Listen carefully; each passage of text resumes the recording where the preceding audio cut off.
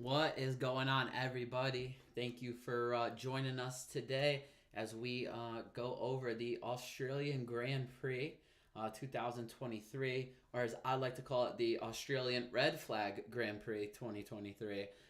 It was a absolutely disastrous ending to the race. I don't want to call the whole race a crapshoot. Little drama in the beginning with the red flag, major drama at the end of the race with red flags. So we're going to be discussing red flags, how crucial are they to what's going on. Obviously, driver safety is of utmost importance, but situational. Is the FIA making the right decisions on these red flags? The rules during the red flags, penalties are given out during the red flags. It's unfortunate because the race maybe not the most exciting. I thoroughly enjoyed. When I say not the most exciting, I mean that big green flag stint in the middle, and we'll discuss that. I enjoyed the race myself, but I think strong showing by some teams who have not been super great this year got overshadowed by this disastrous ending to the race that we'll talk about. And it really comes down to is, Formula One and the FIA need to decide how they're going to end these races. Uh, you know, we can talk about a couple different series. IndyCar ends their races under yellow flag. Formula One in the past ends their races under yellow flag as well, but they seem to be this big push to try to get all the racing in at the end, and even if it means throwing away the whole event almost. NASCAR has their overtime rules. The World of Outlaws, they keep running a green white checkered or green white and then checkered until the race ends. They don't finish under caution. But there's a lot of these sports have set rules. I never really raced in any races that finished under caution unless there was some crazy time constraint, and that was noted beforehand. But the confusion with the FIA under these red flags has been absolutely nuts. But we had some interesting qualifying on session, which made for a good race on Sunday. So we're gonna go over that. And of course, we're not alone. As you can see on the screen today, we got some good graphics by our in-house graphic designer. Shouts out to Ryan, always keeping us fresh with the designs.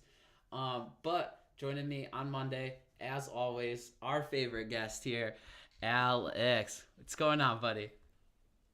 There's a lot of things I'm willing to like overlook here, but that graphic design little questionable. I'm not definitely not ever looking at the better option of Red Bull. Uh, Uh, Listen, it was Never. it If was he if sent he to would have me. flipped it, if he would have flipped it, okay, I could have understood it. But I don't I don't that's a little I don't know. heartbreaking. I'm just saying. Apparently, our graphic designer thinks that you're looking at Red Bull. That's all I'm saying. All righty. I Listen, guess you I guess he gets the last names confused, like maybe because Checo Perez, Sergio Perez. Um, but other than that, no, I'm not a fan of Horner. Not a fan of Marco. I respect Horner. I'm just not a fan of him. listen. Uh, I'm not your girlfriend. I'm not Mercedes. You don't have to convince me. It just no, looked like no, no. someone. I I just think want to let it someone be might known have this caught you graphic is looking the other way. misleading. This graphic is misleading. That's all I'm saying. All right, that's all I'm saying. I'll rest my case there. But Anyways, unfortunately, if you don't make the graphics, you don't get to put a disclaimer on there. So, oh and then yeah, so I want to put it out there now. I want my voice to be heard. All right, I will sign this one off. All right, if I have to. I am not a Red Bull fan, yeah, unless some major changes happen with Marco going bye bye, which will never happen, and no. Horner coming to his senses as a person and having some sort of morality. But All no, right. I Well, will never be a Red Bull fan.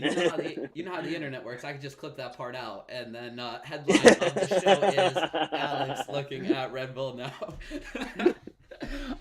All right. Yeah. Hey, Australian Grand Prix. We discussed it pre-show. Was late for us, 1 a.m. Both qualifying and the race.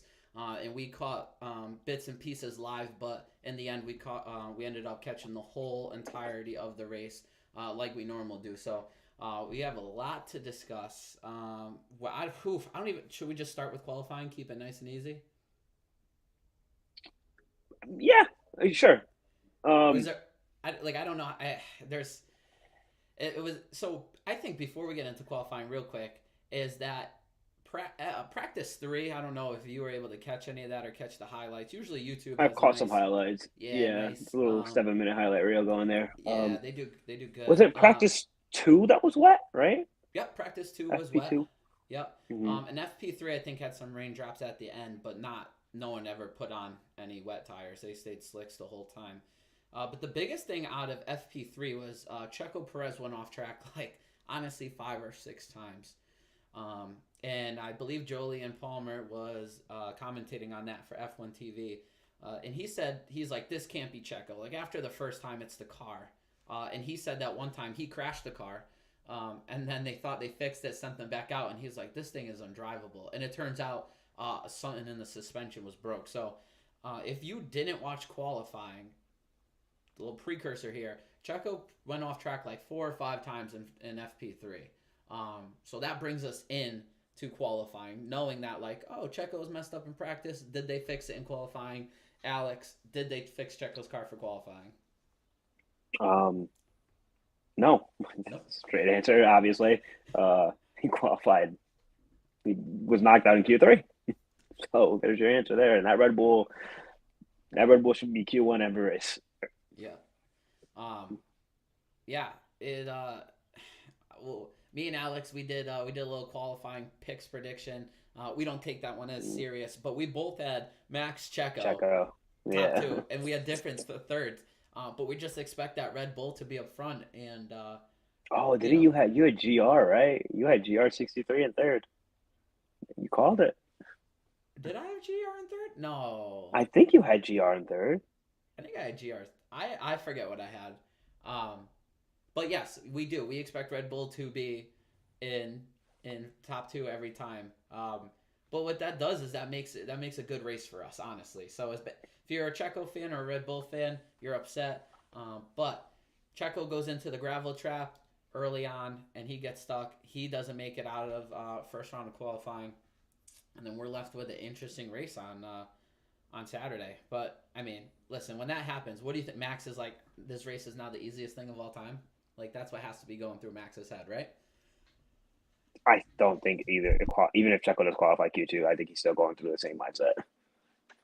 Yeah, you think Max is that dominant for sure. I kind of. The car is completely designed for Max. He loves it. Checo obviously is getting the grips with the car still. I don't think he'll ever completely adapt Max's driving style to his own. Obviously, two very different. You got to go into him with two very different strategies entirely. Max is always going to pull like a 5 to 10 second gap on Checo. I feel like every race by the end. Yeah, unless some problems happen with the car. No race straight up, really. I don't think that Max hasn't pulled a gap on him. You know, anytime they've been straight up, Max has pulled that gap on him. But I want to say the rest of qualifying was pretty straightforward, right? No wrecks. I would. Okay, I thought you were talking about the results, but yeah, no wrecks. No. Results were kind of interesting. Yeah. I'm actually going to go through them real quick here. We have Max Verstappen in first, George Russell in second, Lewis Hamilton in third, Mercedes lockout 2-3 there. Fernando fourth, Seitz fifth, which is great for him.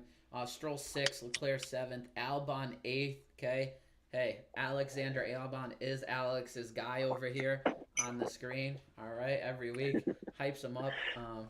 Not his favorite driver, but you do hype him up, and I like that.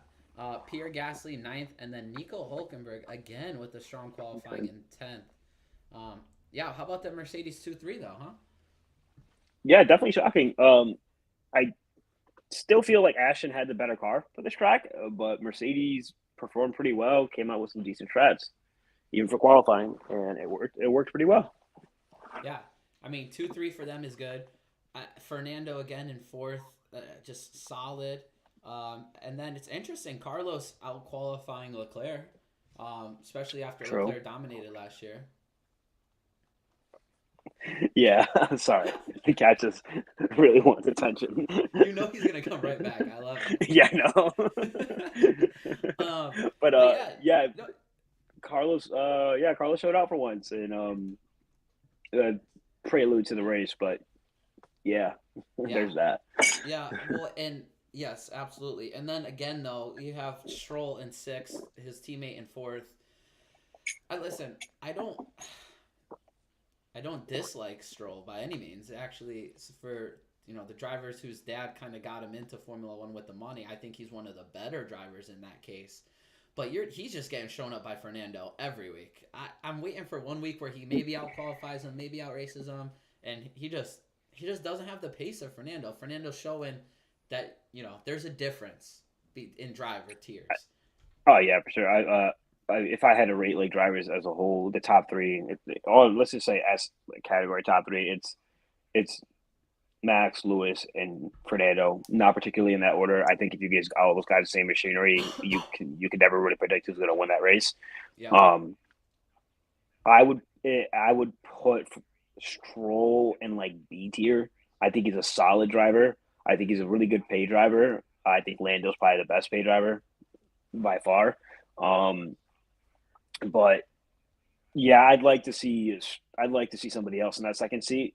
But Stroll does he has flashes of potential, but it'd be nice to see Aston Martin competing for the constructors championship if they had a solid number two driver who could at least help Alonso make some moves up front and like maybe holds like split the Mercedes or something or split the Ferraris. Um, yeah, I that's just don't what think people. Stroll can compete with the likes of George Russell and Lewis and Carlos and Leclerc. Yeah, that's what people they. Yeah, Lance is doing very good this year. I think if you look at the results, and by very good, he's good, consistent. Um, Mm-hmm. but like if you want to make a difference, you need to put yourself in a position along with your teammate to mess with another team's strategy. Um, Yeah, I mean that was Red Bull's problem. Lewis was out yeah. front Now, for a while with Valtteri, and Max was up there, and there was no teammate to help. They could, it'd be Lewis and Max on one level competing, and then Valtteri was there to mess with Max and do and then they yeah. brought in Checo when things changed. That's Um, exactly yeah, that's exactly what's going on with Checo. And and the first year he right, was there, he was yeah, just there right to be now a you're headache to seeing, Lewis. you're seeing Fernando try to face 1 on 2, 1 on 3. Both Mercedes Mm-hmm. are fighting him, both Red Bulls are fighting him. And his teammate, was there in week 1 in Bahrain a little bit, um, but really, not there since. Albon big with the eighth though. That was good qualifying effort by him. Pierre He ninth had a fit. qualifies Esteban, and then Nico in 10th. What do you think of that, Haas? Hulkenberg showed out pretty well for qualifying. I think the Haas has some decent speed. I think the midfield in general is all pretty close. Like it's hard to really say who's like the slowest team out there. Like I know people might point to like McLaren, but they have some upgrades coming through, and not even just that. Like they perform pretty well in qualifying themselves, and Yeah, this the was a good midfield's weekend tight, for which McLaren. which is which the midfield's tight, which is what these regulations intended for. So it's hard to really say like who's going to be in last place for the constructor championship this year. Yeah, yeah. I don't think Haas has like a great car, but they're showing up in qualifying. Yeah, Um, and honestly, sometimes I look at them and I'm like, they're better than AlphaTauri and they're better than Alfa Romeo. Is what I and that think. AlphaTauri man, that AlphaTauri needs. It's sad because it's like what you said. It's the Red Bull's B team, and obviously like they get their drivers through the system through there, but like How are they Red I Bulls? they They're Red Bulls B team, but they've got no support from Red Bull. It seems like. nah They, yeah like all the money's going towards Red Bull, and I get that. you But think you think that car would look more like the Red Bulls instead of the Aston Martin, seeing as they're their B team, but it's not that way at all. yeah, well, I mean, like what bothers me though is like it sucks because like for example in Albon and Gasly's position when they came from the AlphaTauri to the Red Bull, obviously Vettel transferred over pretty well. Max transferred over like instantly pretty well. Ricardo Did transferred over Dan pretty did well. Ricardo transfer? Yeah, yeah, Yep. they did. But like it was a completely different design car back then, and they were racing. They were racing for third, and I'm sorry for second place in the constructors championship, not uh or top three in the constructors championship at that point because Ferrari was competing too pretty well. And then now you got Albon and Gasly coming in, and now they're expected to compete with the Mercedes, and that's a lot of pressure to put on those guys, especially when the cars are so drastically different. You got a car that clearly is nothing near the Red Bull and is doesn't have that sensitivity turning. that the Red Bull naturally has with the downforce or anything, Yeah. and that hurts the drivers, I think, a lot. Well, and it's funny you say that because Red Bull actually said this week that when Daniel Ricciardo came back to them, one there was a shout. There was a shot with Horner sitting right next to Zach Brown that said he's skinny. What are you guys feeding him? Which I thought is funny because Red Bull's catering budget is the Yeah. is the highest in the business. But they also said that Ricardo developed some bad habits. His driving style was different because he was trying to maximize a McLaren that didn't have the same potential that this Red Bull has. So he developed some bad habits. So you get these guys coming with not great cars, all right? So they're probably developing not good habits, and then they get this car, like you said, which is developed for Max, but is also much better. And it's just it's too big of a learning curve. It almost seems like. Yeah, especially in F1 where it's already hard enough to just get into from F2 to F1. Like the brakes are insanely different, and Yeah. the speed and the downforce and everything. And then you're hopping from an Alpha to a Red Bull, and it's just I don't know. That Alpha Tauri needs some work, man. It's Yeah. sad. Absolutely. I think if you want to feed people properly to your main team, or you want to grow talent properly to the main team, you got to have a better B team car. That's just at least what I think. That's my Yeah, they opinion got to on the help out there. situation. I agree. Yeah. All right. So that's qualifying. No, I'll go through the rest of it, I guess. Esteban 11th, Yuki 12th, Lando 13th, K Mac 14th, Nick 15th, Oscar 16th, hometown boy, Joe Guanyu 17th, Sargent 18th, Botas 19th, and then actually it's crazy, Sergio Perez 20th. But if you don't get a time in qualifying, you you need to be X amount of percent close to the leader's time of that session to actually qualify for the race, and he never got a lap. So they had to go to the FIA and be like, we were close enough in practice. So there was a technicality that Sergio might not have even started that race.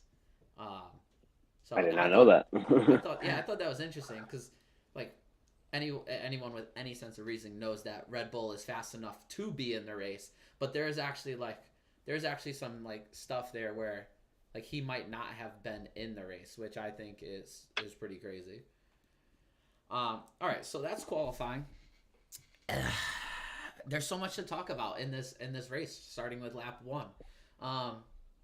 Lights out and away we go. George Russell gets the jump on Max Verstappen into turn 1. And then Lewis Hamilton runs Max wide to take second place, which Max, even after he wins, was still complaining about it. I was going to say, in all honesty, in your heart of hearts, do you feel like Lewis ran him off the track? Lewis definitely ran him wide. Oh, okay. I just want to I think Lewis definitely pushed him off track for sure. Max, yeah, while he was complaining about it, when they asked him again, he was like, "Oh, that's just racing." That's what these guys do. Last week we discussed it. Checo running Lewis off at Silverstone. Me and you both, we're not we're Lewis Hamilton fans, but we're not biased or hypocritical. When Lewis runs, we're biased. We're biased, but we're not hypocritical. Yes, we're biased, but not hypocritical. But but Max to be complaining dude, you literally a couple years ago took Lewis. That is your driving style. In Brazil. That was your drive. That is your driving style. Listen, there's things that come with having. I forgot about that Brazil one. Yeah. He was he took him he missed the apex by what, 2 car lanes himself? Bro, Max was in the first row of the bleachers. He put Lewis almost outside. But you also had the fastest car. These dudes have to take a chance in the beginning of the race. Yeah. Because you're gonna drive right by him. And sure enough, he won complaining. But you thought the same. You thought Lewis kind of ran him wide. Yeah, for sure. Yeah. But it's also Max was smart enough to pull away and realize I have the fastest car. These guys can't really hold me for long. That's the scary part of Max because I think he's so talented and he's starting to be mature. I don't need to wreck in lap 1 because I got the fastest car. Give me a few laps, I'm gonna win this race, and that's why I see Max winning a lot of championships. 25 years old and starting to finally hit his maturity stride. It's gonna be good for sure. Well, I would say let's hold off on the word calling him mature because I also think his car is super untouchable right now. Yeah. And when Mercedes and Ferrari and well, let me not say Ferrari. When Mercedes and Aston Martin catch up, which I think Aston will too, um, I think you'll see a little bit different side of Max. Like I think if Mercedes has a car that can genuinely hold that lead and at least hold Max back, I think you're going to get a different attitude from Max in Okay. that situation. I don't think he's going to be too happy if he got run off track by a faster car. No, see, so I like to agree to disagree with you here. Because I think Max winning championships now knows that he has to finish races, and he has to be more mature in situations to win championship. He's a two-time champion. But but I like what you're saying. I get it. But this is that's a good point for us to like agree to disagree on. And you know what? The only thing that's gonna tell if he's actually matured or not is time and like you said, put under pressure to see how he acts and reacts. Yeah, because like that was a big thing that people complained about Lewis, and then Lewis, when he finally lost the championship or whatever, he handled it. He handled it pretty well. Because I know if I'm in those shoes, like I'm throwing a temper tantrum. I'm probably slashing tires on the way out. Um, and but Can you imagine losing in the parking lot? Cutting tires. Ain't no Oh one my leaving this gosh. until we resolve this. We see on the news the next day 100 flat tires on the Red Bull team as they left. Oh my gosh. No, but just in general, it was just like even but like Lewis throughout the entire like year that year, like whether you like the guy or not, he kept his cool so much better than Max did, and there was so many times where I think anybody sensibly racing at that time would have lost it, Yeah. and he didn't. Um, so I would say, like you said, what's I agree to disagree, but I think if Max gets a genuine,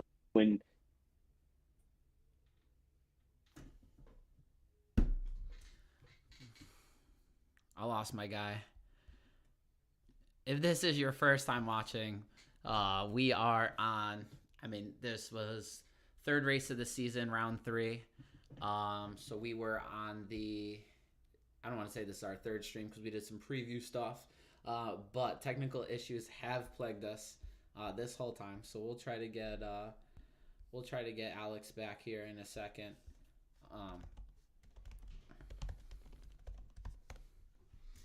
but yeah, so I mean, it was a very interesting start to the race. That first corner was good. Obviously, there's an incident with Alex Albon a few laps later in the race, and that kind of puts a damper on some strategy stuff that might have been happening, and I think a good battle between George, Lewis, and Max that we were about to see. Um, but I mean, you're gonna have these accidents in racing that put a wrench into plans, into strategies. But that's what makes it exciting. If we knew what was gonna happen every race, you know, we wouldn't want to watch. It'd be pretty boring. So let's see. My guy said he's coming back. See about that. Alex, you back?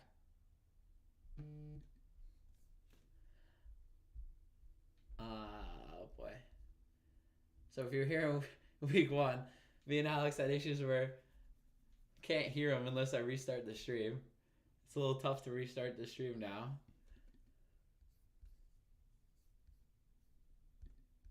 oh, I hate this. I can hear you. You can hear me? Yeah. Okay, we're good. Okay. I should. This show should be called like the whole story, technical difficulties. That's what it should Yeah, be we called. just. I gotta. You know, I gotta buy some better equipment, and we'll we figure. Hopefully, we won't run into these problems in the future. we I don't want to say we have a graphic designer, okay, but we probably need like a technical, like a show director or something, whatever, a producer. We need a It's producer.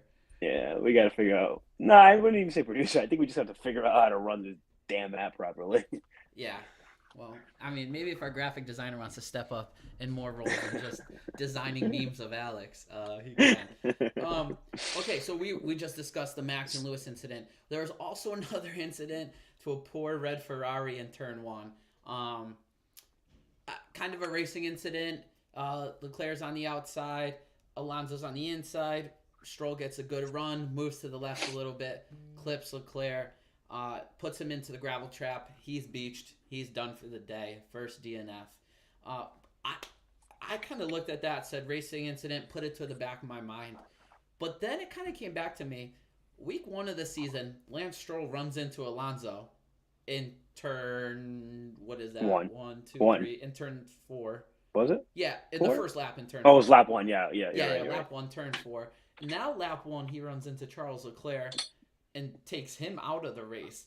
Lance Stroll, first lap, you might want to keep your distance. I don't know what you think, but Um, I remember when they post race when they asked Max about his restarts, and I think they were talking about the final restart where he talks about you don't know what kind of grip you're gonna get in the tires yeah, off the rip. So I think that's what's happening with Stroll a lot. I don't think he's used to the car being as quick as it is, and with the power of overtaking, I don't think he expects to.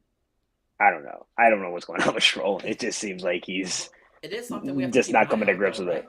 We have to keep an Clearly, eye on yeah. it. Yeah. Um, And he's I been on mean the lucky end Charles, that he hasn't yeah, wrecked the first 2 weeks.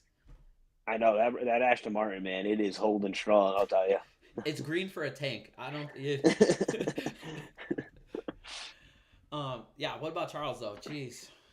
I just I feel so bad for him because I feel like Charles knows he's not.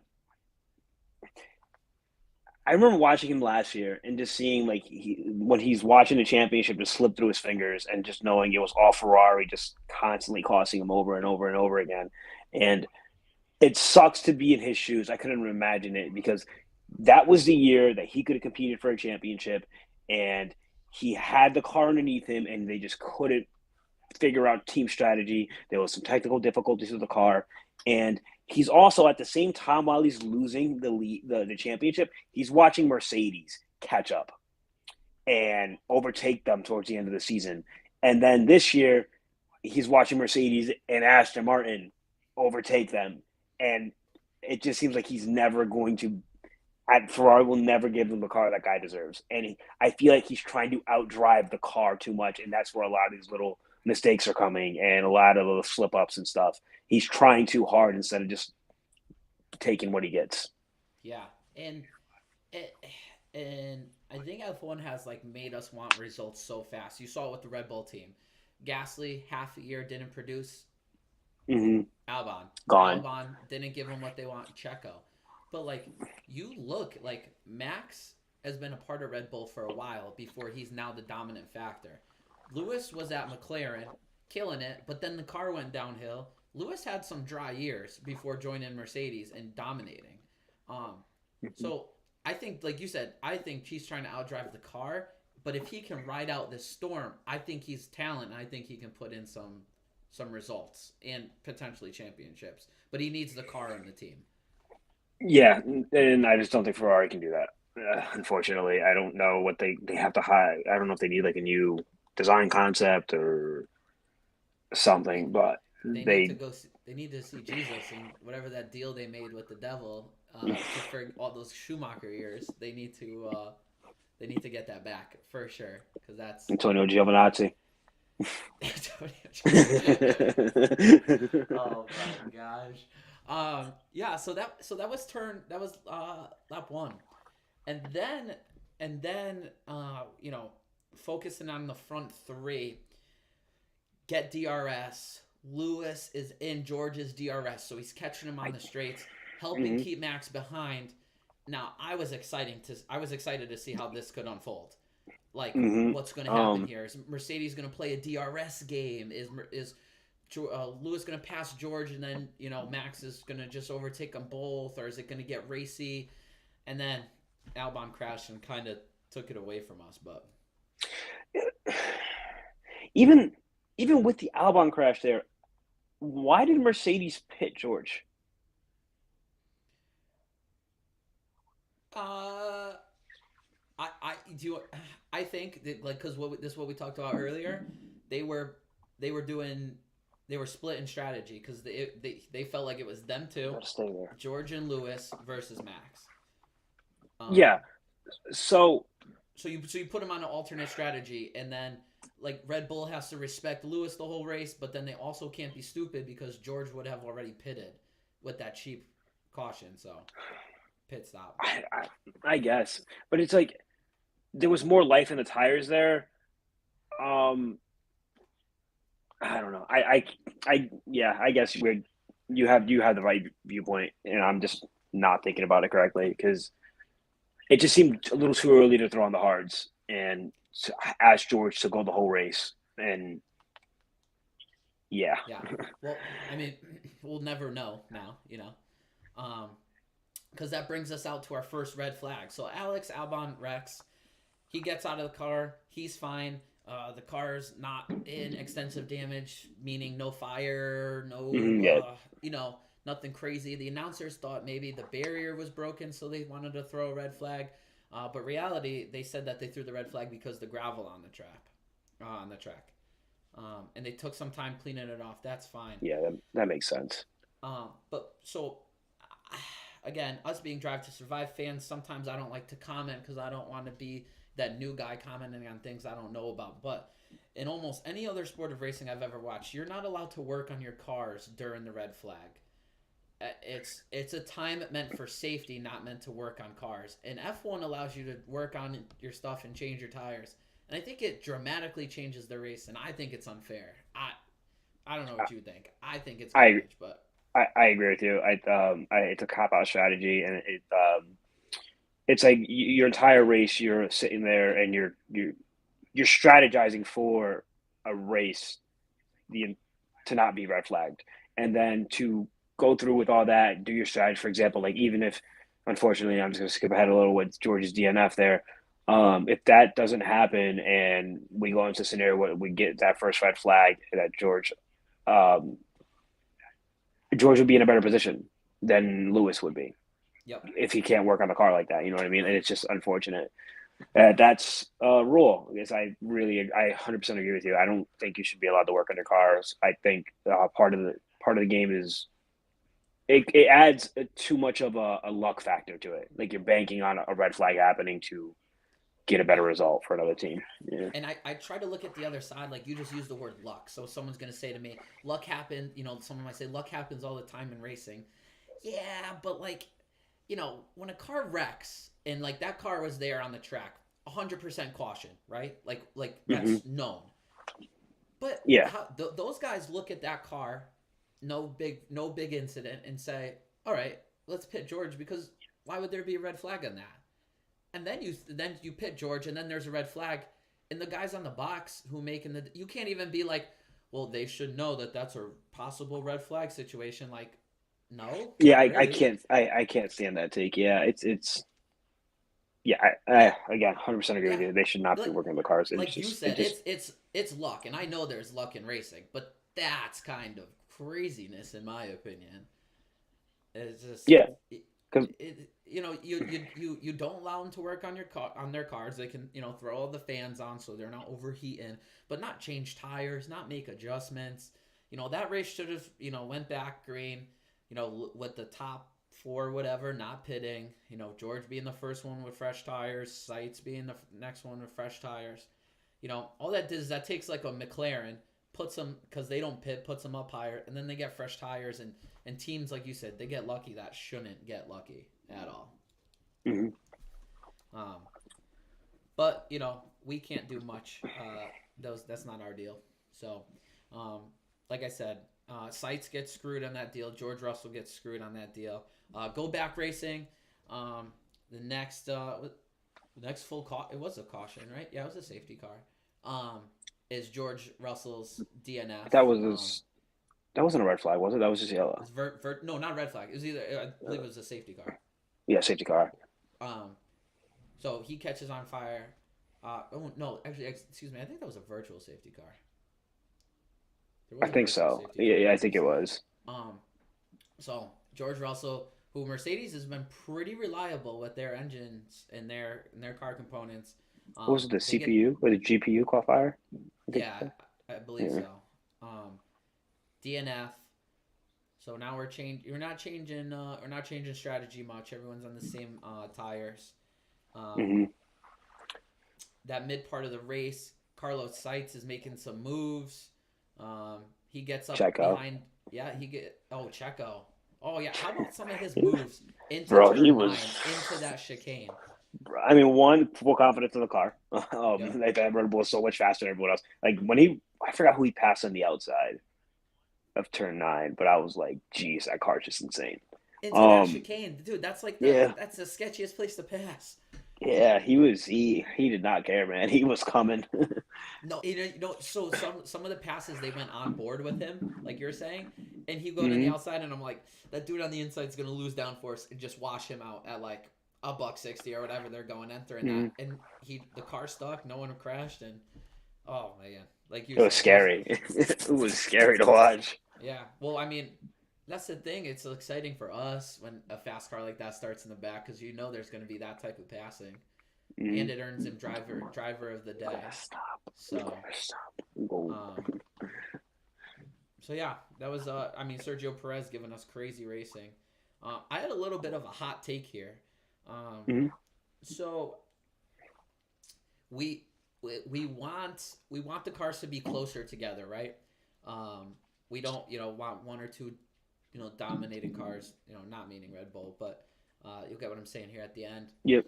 Max started opening up a lead to Lewis. No big deal. He's good. Now Lewis maintained Okay. the gap to George the whole time. Alonso. When Alonso pushed, Lewis pushed. When Alonso backed down, Lewis backed down. So that gap stayed the same. Carlos looked Hmm. like he was going to catch Fernando, but kind of died out. And I want to say down to like 7th or 8th. I forget who it was. It was Seitz was in there. Hulkenberg was at the tail end. Maybe Pierre Gasly after Seitz passed him, stayed with him.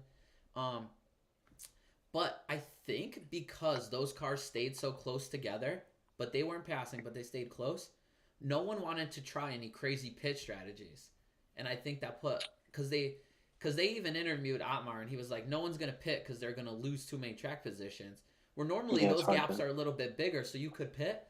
And I think it kind of put a little not a it didn't bring down the race, but it didn't bring the pit cycle excitement to the race.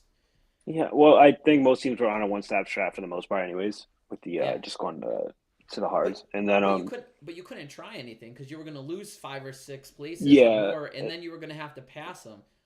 You Well, know, that's what a DRS train is, right? Like you're just essentially just really close to each other like that, and then no one's really overtaking.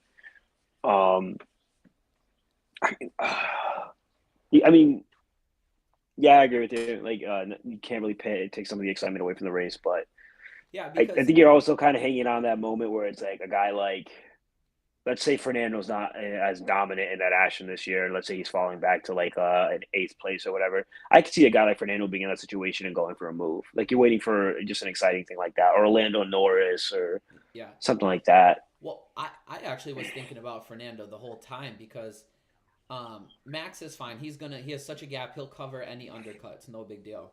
But let's Mm-hmm. say Lewis in second. Fernando's only a second and a half behind for most of that race too. You know, Mm-hmm. if Fernando pits, like let's say they're not worried about cars behind him. If Fernando pits and if Lewis doesn't respond right away, he's probably undercut. And then that's going to Yeah. force Lewis to stay on a one stop, and Alonso can maybe push with some fresher tires. And now I think that would have made that exciting because then that would have triggered someone else to be like, "Ooh, if Alonso's going for it, let me try to go for the undercut." But they'll just stayed so true to their one stop strategy.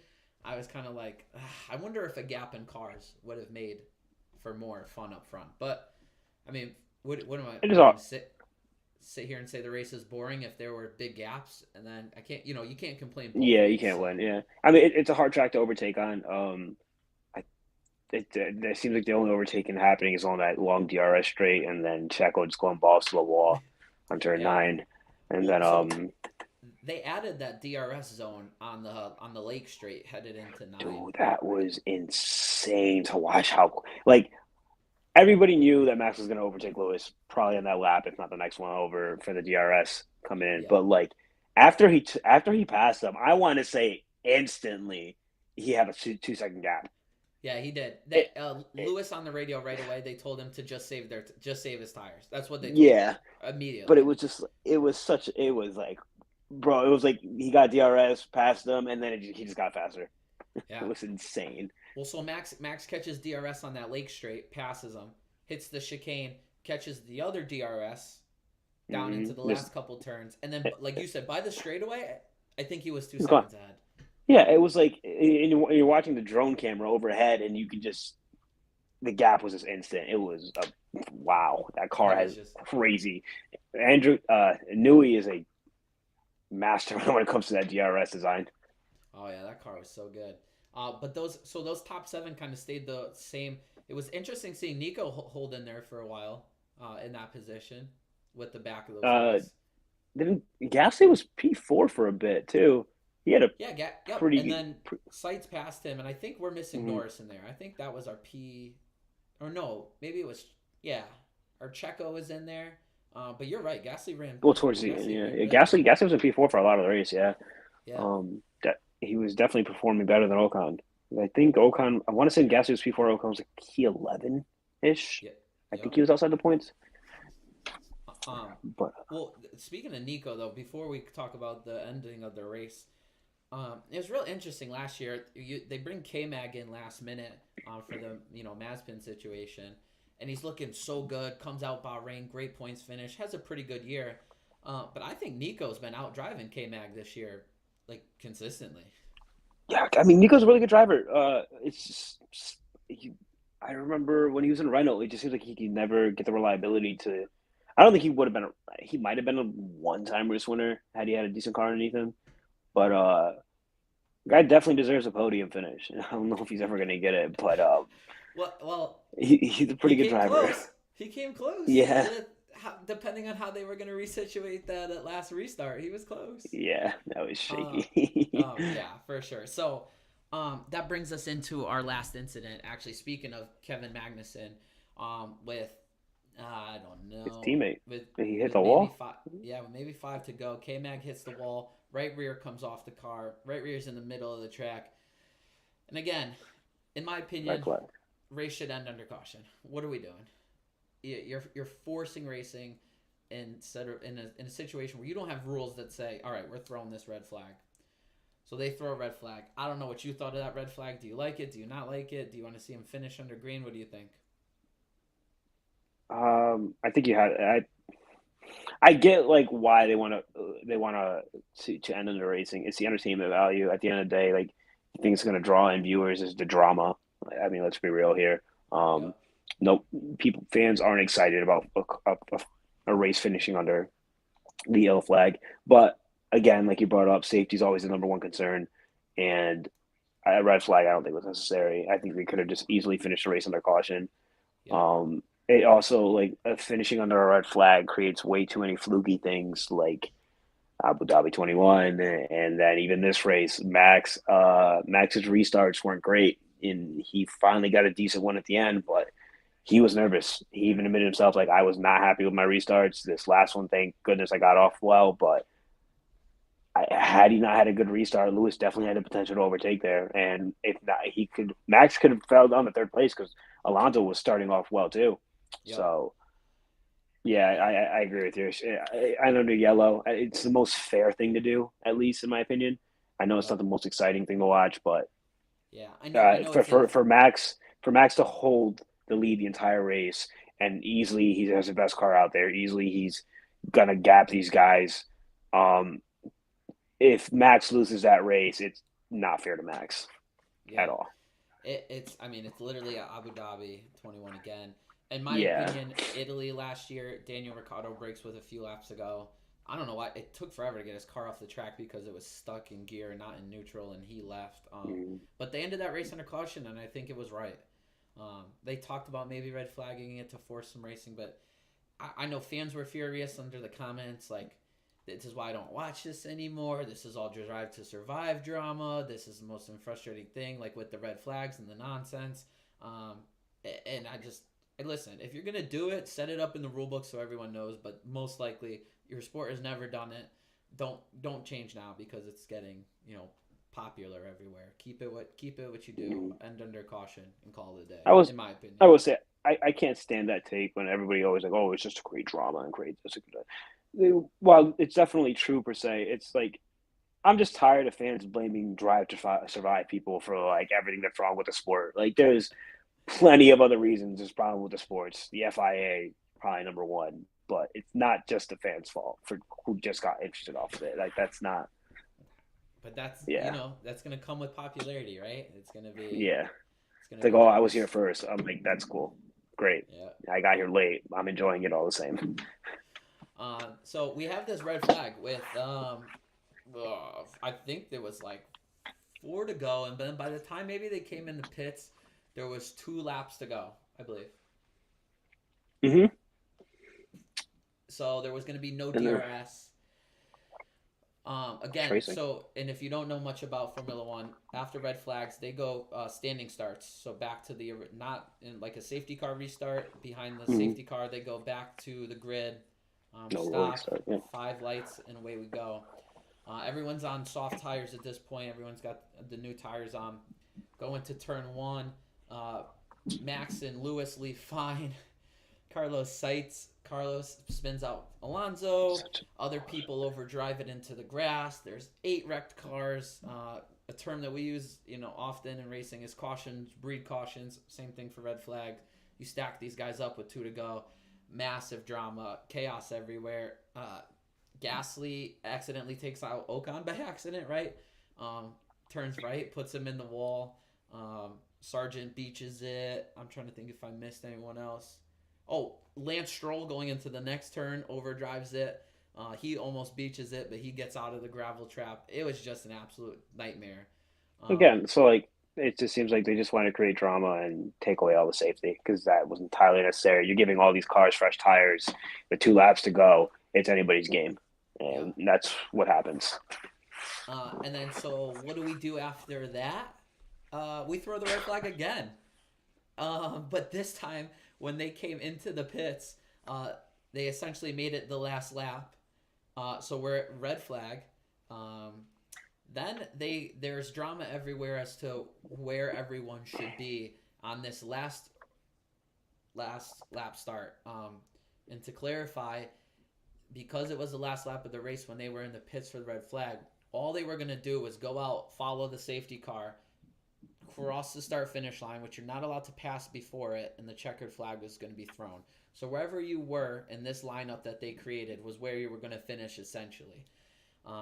They were going back to Silverstone last year where there was a wreck in the first turn, and they put everyone back to their original starting spots because they didn't have any timing information on their loop system to find out where everyone was. So they put everyone back to their positions. What do you think about that? I I think it's the most fair thing to do, Yeah. but again, I don't know. The FIA is too inconsistent with everything they do, and it's just like they. I don't know. Michael Massey was there, and I think we know why now. That is true. It's very sketchy. I'm so glad you brought that up because I would have forgot that Michael Massey was there, and we had one of the biggest crapshoots of the year so far in the third race. Coincidence? I think not. Um, but them I'm them setting them setting that order back to where it was. So like Fernando, he spun out. He gets his spot Mhm. back in P3. Who calls All the this could have wreck been with avoided. Fernando? Carlos does. Carlos. Okay? Mm-hmm. And normally you penalize someone because they have ruined or messed up someone else's race. Mm-hmm. This scenario, you are throwing a red flag and putting everyone back into their spots. So although he committed a crime, he almost didn't commit a crime because Fernando's right back in the third. Now, granted, you can say maybe that wreck caused other wrecks. Yeah. But they hand Carlos a 5 second time penalty. Oh, so stupid. Yep. And that 5 second time penalty, because as we just said, the cars follow each other in a line. They never see really the green flag. They come, they take the checkered. 5 seconds basically threw him back a whole bunch of positions. I know people were mad about that. I gotta agree. If you're gonna reset the order, you put him back into his position and he stays there. Well, I don't know. That's just my thoughts. Hey, yeah. Again, with what I said earlier, had Max lost that race, it would have been entirely unfair to a red flag to get everybody on fresh tires and all restart. Carlos had a good race, and to just know it came down to a red flag mistake and he lost all his positions. It and don't get me wrong, like yeah, he committed a crime, and but that should have never. He should have never even been in the situation to begin with.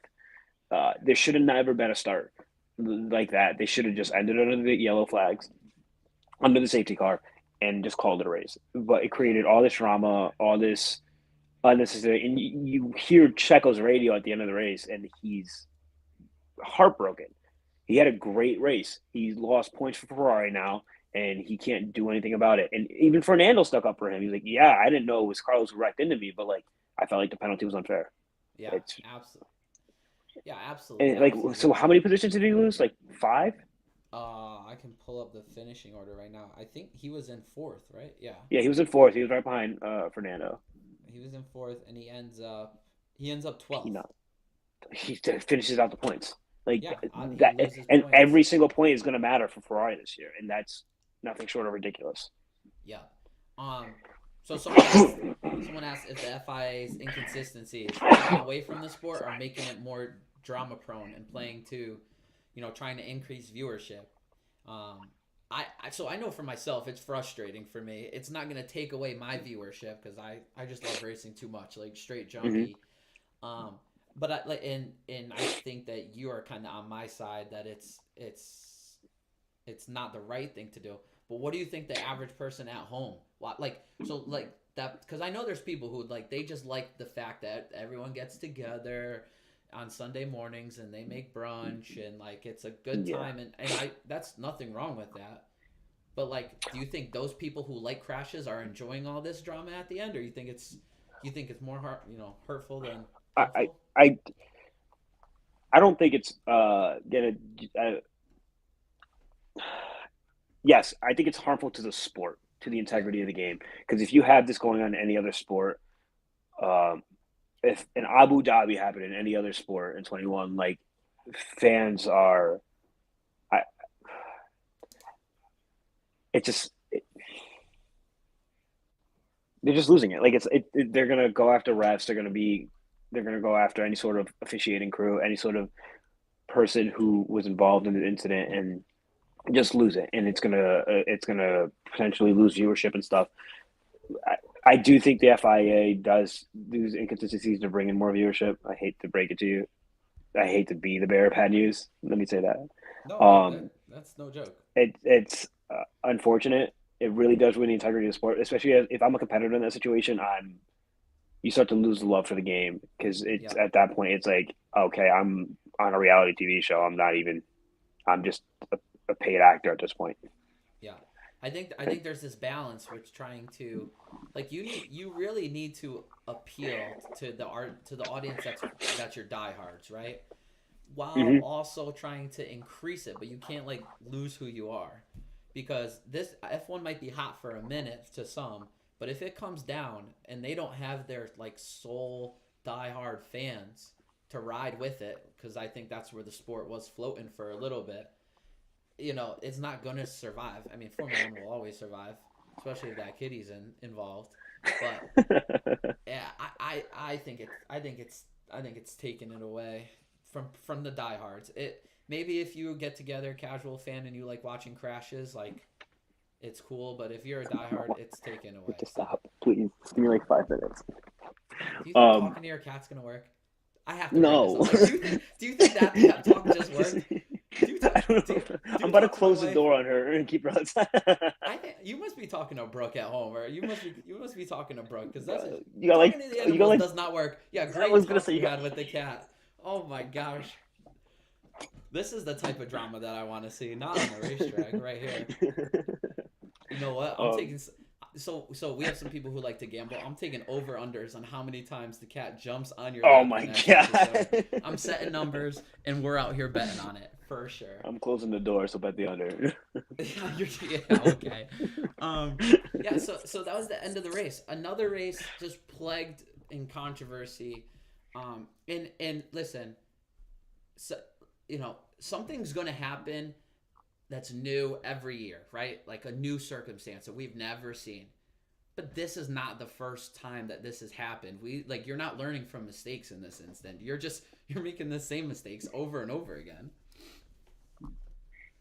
But I I mean, wonder that's if it's because like the logistics of the sport is so insane that you have so many different type of viewers, and I know the FIA is there to oversee everything, but I know they have different stewards at almost all the races. So it's almost like you're getting a different idea of how a race is supposed to be run at every single different venue. yeah. So I And think they and that's where a they lot of the inconsistencies come. and they tried that after the Michael Massey incident because they didn't, we already had an incident, and instead of fixing it, you're like, we're gonna throw more random people in here and see what happens. And I think your result on Sunday was to show that they need to tighten up the ship. Listen, every They need to driver, keep Michael Massey yeah, off.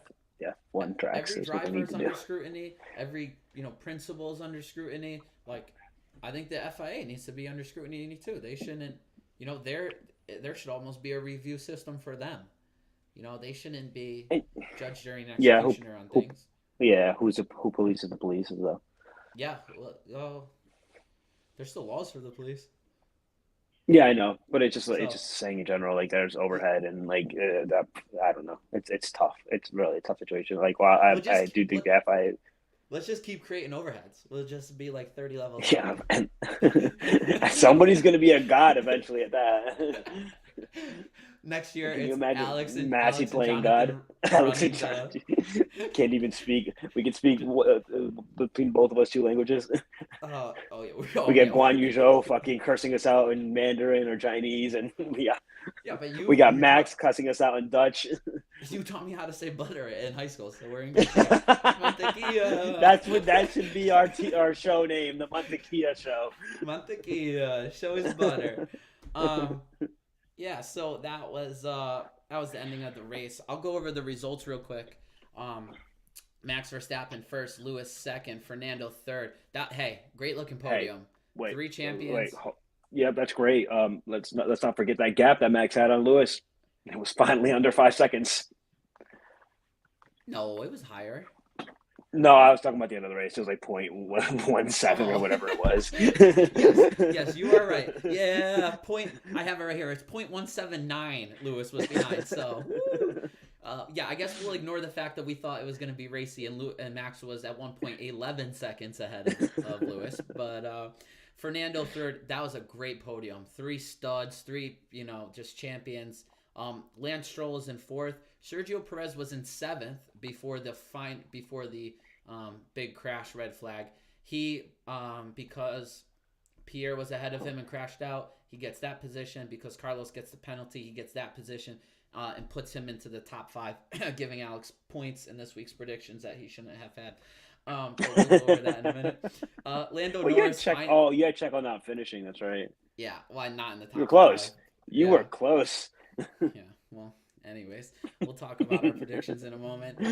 Lando, a decent showing. He stayed in the top 8, top 9 all day. I He had finishes. Lando finishing in points. Yeah. Nico finishes 7th. Oscar, hometown boy, gets his first points in Formula One in 8th. Joe Guan Yu sneaks in there in 9th, and Yuki Tsunoda 10th. No disrespect to those guys, they did not deserve to be there in the points. Nope.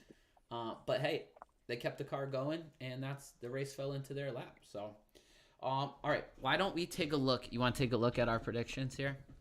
Yes, sir. All right, let's see. Let's see how we did. All right, are you with me on this slide? I do not see the screen, no. Oh, I see it. oh, Oh, now I do. Okay, here we go. yeah, So, awesome. top 5, Max, Lewis, Fernando, Lance, Sergio, and then Max. We got Max, Sergio. Yeah. So, yeah, you see top 5. Alex just went over it. Me and Alex both Cool. picked Max to win, so we get that right. He picked Sergio in the top 5. Sergio finishes 5th. He gets that. He picked Lewis, Fernando, and then George was his pick in the top 5. That does not count because he did not finish in the top 5. I picked Fernando, Lewis, and Lance in the top 5. I get points for that. George, I picked in there. I did not get any points. Neither one of us got points for getting anyone in the right position besides Max. Max. I like the color Last scheme you got going here. Thank you. Trying very hard. Graphics are something they don't tell you is going to be like challenging when you make the stream. So so neither one of us get correct position right besides the winner. So that's 5 points. And then for the other three drivers, we got right in the top five. Gives us 3 points. So we each got 8 points this week. As you can see, last week we never did round one the first week. So that's why there's no round one. So last week, round two, Alex got 8, I got 4. Round 3 this week, we each squared up with 8, giving him the season lead still of 16-12. So, listen, I'm enjoying our picks thing. Like I am too. But what is our what's the prize here? Is it just ha-has, or should we make it interesting? Oh no. Well, hey, so you know what, Alex? I have an idea. Well, But hold let me up. hear No, no, yours. no, no. Yeah, here's my idea. I'm gonna tell you it, and this is why I won't let you Okay. say your idea. Because you sometimes bring us into a great transition without knowing it. So Alex has an idea, but I don't want to hear it this week because we have 3 weeks, I believe, without any racing. So the next race is the Australian Grand Prix. It is April. It's the 28th to 30th weekend. So Didn't the we just race have is the on. Australian Grand Prix? Yeah, sorry. No, we're going to Okay. Azerbaijan for Baku. Um, Okay. the race is on April 30th. So we have a few weeks here where we're going to be chatting about absolutely nonsense. Could be our worst shows. Could be our best It's gonna be shows. entertaining. We'll make Well, something out of it. I think so. We'll do Um, some improv. so, it's gonna be a lot of improv. It's gonna be bad. Listen, there's a couple people who want to come on the show that we might let come on the show if they watch Drive to Survive or they can prove that they watch a race. Right? I, t- I told I I told them. Watch Drive to Survive. You got time. This is it. Break. Yeah, as our Binge graphic it. designer sends me stuff right now. Actually, if he proves that he watches some stuff, we'll have him on in these next 3 weeks. I know my buddy Julian wants to get on. Maybe we'll get on my dad since he watches it. Maybe Sweet. Carter. Listen, we could have surprise appearances for, Oh, and yeah. I don't. You guys just Future might F1 want to champ. watch. So we're gonna have a couple weeks here to discuss randomness. We will be back Monday at 5:30. I have some ideas. Obviously, Alex is going to let us know what he thinks the results, the season winner of the picks should be. Which I already like that he has ideas and he's thinking. I have So we're one, gonna hold on to that. So but I'll brainstorm. few weeks, no Formula One. Myself and Alex both have F1 TV Pro. I love it. Alex. I love it. Yeah, I gotta talk to you about that Australian, but yeah, Yeah, I listen. If the show had a promo, I wish the show had a promo code. I feel like I promote the F1 TV Pro so hard. But the it's reason is awesome. go back, watch some old races. I've seen crazy stuff. I've learned crazy things by going back and watching old races. It's so I love good. watching the POVs. Love watching the POVs. Oh, yeah. I have so you know I have the POV. I have Lewis's POV up every week. hmm And I didn't think I'd like it that much. I've went back and watched 2 full races at least. Lewis's Spain last year and the Brazil race that we talked about 2 years Yep. ago with him and Max. I've watched those full races POV, and they are amazing. So get F1 TV Pro if you're a Drive to Survive person. You got cheap annual, cheap monthly subscription, either one. Yeah, Uh, I think it's like $80 the entire year, which I know yep. that might seem like a lot, but you're getting 25 races, and on top of that, you can go back and watch. I forget what year they go up to, but you can. I know you can watch. You can watch Schumacher years, right? Like early 2000s. I think so. I don't know what because I went back. I went back all the way to '07 to watch Lewis's.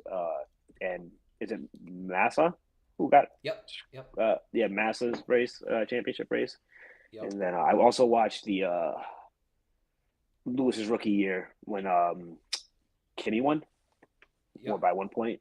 Yep. Watch that. There's a lot of exciting stuff. It's definitely worth it. And I know it sounds like we're promoting it and we are getting sponsored by them. I promise you, we are nowhere near big enough to do that. But it's just, it really is that good. Yeah, seeing as our few viewers right now is all family and friends. But yeah, no, it's exciting to go back and watch those races. And I'm gonna be honest with you, I don't think I'll end up in jail here. But I've before F1 TV Pro had tried to like steal some races, not steal, Yeah, I guess. Reddit. I've just thrown it into Google. and I got sketchy stuff. It was a pain to watch. And having Yeah, F1 it TV was. Pro, you get I the good stuff. So the first year I watched was when Albon was on Red Bull, and I went to Reddit and I would try to find some streams on there, and I get a bunch of pop ups. Sometimes yeah, sometimes the sites work. Most of the time they didn't, and even if they did work, about 30% of the race, I get a black screen and I have to restart it all over again. It was a pain in the butt. Yeah.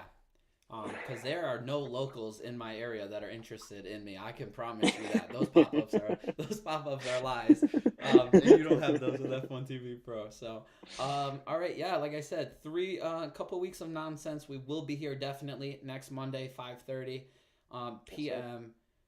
Having some fun. Um, I don't know what else you got from Alex. Anything before you go? Um, I think Williams won't finish in last place this year. Really good at that. Woo! Alex throwing in takes. Oh man. All right, hold up. Now he's giving. Maybe we should go through and pick constructor standings next week. Hold on, yo, you're talking too much. We got 3 weeks. That's your true. All right, I gotta get you off the stream before we use our next 3 weeks of content. Alex, All thanks, right, buddy. I will see you next week. deuces. Oh man. All right, what a good stream. Hey, I appreciate you guys watching. We're not done. We're gonna go through some other racing here real quick. But hey, thank you for sticking through the technical difficulties with us. We really, really, really appreciate that. We're doing our best to get better here, but you know, can always get better with the technical stuff. I'll be honest with you guys too. I am currently remodeling my bathroom, my master bath, and it's taken up a lot of my time. So I did not get to sit down and watch um, too much racing this weekend, as I don't know why my background music isn't working this week like it did last week. That's definitely killing my vibe. Um, but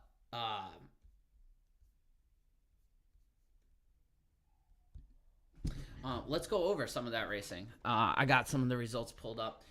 We'll start with IndyCar, which we don't usually talk about here, but they were at the Texas Oval this week, and I did definitely watch. Like I said, it was on while I was doing work, but we'll go over the results here.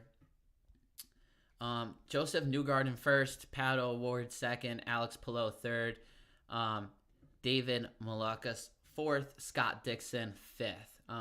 So what's interesting about the IndyCar race, I don't know if you guys were watching, there was a point where I believe Pato O'Ward had lapped everyone except himself and Joseph Newgarden. Like literally, they lapped up to third place, which is absolutely insane. I have no idea the finer details of IndyCar. If I was to sit here and be like, I know everything, I'd be absolutely lying to you. But me and my dad, we were working. The look on each other's faces when they announced and we double checked that they had lapped up to third place, and not like if you watch a NASCAR race and there's a pit cycle, like one guy will stay out maybe, so he puts essentially the whole field lap down. These dudes was like straight up doing it off of speed. It was crazy. I don't even know how that's a thing. I'm gonna have to do more research into IndyCar and these oval races. It wasn't a road course this week; it was oval, to see how that goes down. And then former F1 driver, actually Romain Grosjean, crashed with 2 to go, and in a civilized fashion, they ended the IndyCar race under caution. So I think we got robbed a little bit of Newgarden and Pato O'Ward on the last lap. Because they were really driving each other respectively. They commented that after the race. It was going to be, sorry, let me pull up this here for you guys. It was going to be a good finish that they kind of got robbed of, Newgarden and O'Ward. But, listen, there was a crash. They threw the caution. They ended up under caution like civilized adults. So that was good. That was a good race. NASCAR. So I believe all 3 series ran this week at Richmond. I have no idea really. Oh, no, did they not? They did not. All right. No, they did. Yeah, sorry, I did. Um, Carson Hocevar first, Purdy second, Stuart Friesen third, Ty Majeski fourth, Garcia fifth, and I believe someone came out of this deal on a stretcher, if I saw right. Which thoughts and prayers out to him. Make sure everyone's okay there. We don't we don't love to see accidents. We want everyone to be safe. So Truck Series race, obviously not at Richmond, as you're seeing on the screen. It was at Texas Motor Speedway. Make sure I get my stuff right, because my dad does fact check me on here. Make sure I'm saying all the right stuff. Xfinity Series at Richmond. Chandler Smith first, John Nemechek second, Josh Berry third, Growler fourth, and then Cole Custer fifth. And I want to say this was for Chandler Smith's first NASCAR Xfinity Series win. So that was pretty cool. You always gotta love to see a first time winner. And then the Cup race, which I did have on again while working on Sunday. First place, our guy Young Money, Kyle Larson wins. We're a fan of his. Josh Berry second. I think a little pit stop strategy there, filling in for Chase Elliott as he's recovering from that broken leg is second. Ross Chastain in third. C. Bell in fourth. Kevin Harvick fifth. Michael McDowell puts up a strong finish in sixth. Logano seventh. Alex Bowman eighth. Ty Gibbs ninth. And Brad Keselowski 10th. Our fan favorite here in the Cup Series, Ryan Preece, 18th place. I don't want to... There's a saying, if it wasn't for bad luck, there'd be no luck at all. That's kind of Ryan's season right now. Really strong day. And if you don't follow on social media or don't do your research, you pull up the results. Ryan Preece finished 18th. You're like, oh, what is going on? He actually ran top 10 to 15 most of the race. Kind of in that 10 to 15 range. Really had some highs of 12. And then came to pit in the last last pit stop cycle. And as I saw on his social media today, didn't have fresh tires, which puts him down to 18th while some of these other guys did. Is really not showing conducive of how fast the car was. So again, they're going to figure out this number 41, Stewart Haas Racing car, and they're going to put up some good results. The show doesn't really have a fan base, but myself definitely behind Ryan, and he's going to get this thing turned around. I see the speed, and all you need is a little bit of luck or things to start going your way, and then it's like a snowball effect. So that was that. I did catch some World of Outlaw racing this week, late at night, honestly waiting for the World of Outlaw or for the Formula One qualifying and race to start. So they were at Devil Bowl Speedway both nights in Texas. So night one on Friday, Brad Sweet first, Brent Marks second, Jacob Allen third, David Gravel fourth, Buddy Kofoid fifth, Schuhart, Macedo, Baston, Blake Hahn, and Rico Abreu round out your top 10. Now again, we're big Gravel fans on the show. Obviously, friend of ours. He's fighting. He's in first. He was in first and still is for points. And David's always won races. It's the consistency that Brad Sweet has had over him the past couple of years is just why this is PC's missing for the championship. Before the race started, with Sweet in front of him and Macedo in front of him, near him, they were hyping it up. Gravel really needs top fives. He needs to. These guys, he can't let these guys capitalize on him. The track was racy. He started ninth, puts it up into fourth, passes both Macedo, and then gets not too far behind from Sweet to stay in the lead of the points and 8 points here. You see is the difference, 150 to 142. Things like that are going to happen, but he keeps churning out these top five. Good things are going to happen. Then they raced there on Saturday night. The track was a lot less racy because it was so fast. Not a lot of passing. James McFadden wins. Buddy Kofoid second. Macedo third. Gravel fourth. Brad Sweet fifth. Haferty, Marks, Selzy, Basin, and Casey Kane round out your top 10. Again, our guy Gravel starts sixth, 2 positions, which is another top 5 finish. Finishing fourth. Finishes ahead of Sweet. and only one spot behind Macedo. So that's how you that's how you control the championship. He's in good shape. I'm really interested in Donnie Schatz is struggling this year in the sense of being a 9 or 10 time champion and having an insane amount of wins.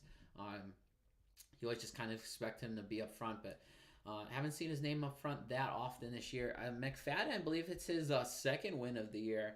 I don't know if he got maybe 2 wins all last year, but that's is big. 20,000 to win is a big night for them. So that was the World of Outlaws. That's pretty much all the racing that I watched. I don't know what's going on with MotoGP. I know they're into their season. There's some good stuff going on there, but yeah, Australian Red Flag Grand Prix gave us a lot to talk about. That was fun. Obviously, like always, I have to say, hit that like and subscribe button. Follow us on social media too.